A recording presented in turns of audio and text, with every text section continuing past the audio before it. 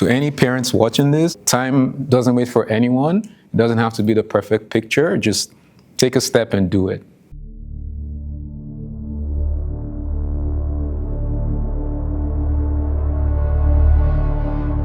Hi, my name is Pabakoka, and I'm an artist. I've been doing art my whole life, and I try to still consciously make sure every day is an art journey. I try to stream that down to just one thing, which is more of like visual arts and applied arts, painting, drawing, and that's more like painting surreal art.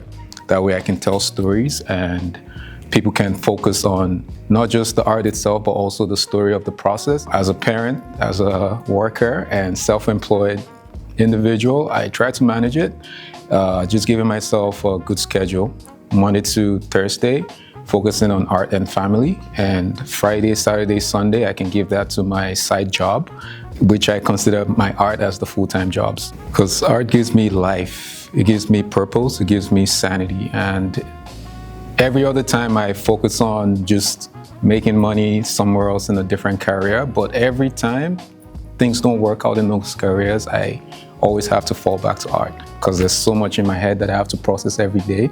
So just creating is the best thing that will ever happen to me in life. That's what I'll say. It's hard when you don't practicalize your ideas for people to see it. So in terms of making money now, I stick with my 9-to-5 job just because the paycheck is stable, the income's stable, I have benefits that I can protect my family with. But also, it's also keeping me in that cage where it's like, I don't want to step out because I feel like I'm going to lose all of that. I've had to make a lot of sacrifices as an artist. There's sometimes I could be working on a piece, a commissioned piece, I have a deadline to fulfill, and life just happens. I have to go to work. My kid needs daddy. I have to go do some groceries. I have to go out with the family. And sometimes my talent just doesn't come naturally. I wouldn't wake up 7 a.m. and say, yeah, I'm painting.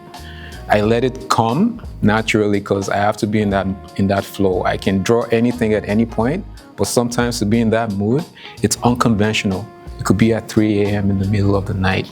So sometimes making that sacrifice is like, I can't be up all night when I have to work the next day or I have to take the kids for an appointment the next day. I have 2 sons, and one's 3.5, the other's still a baby, 6 months. And the 3.5, it's like a complete replica of me, and every time I look at him, it still feels like I still see my childhood.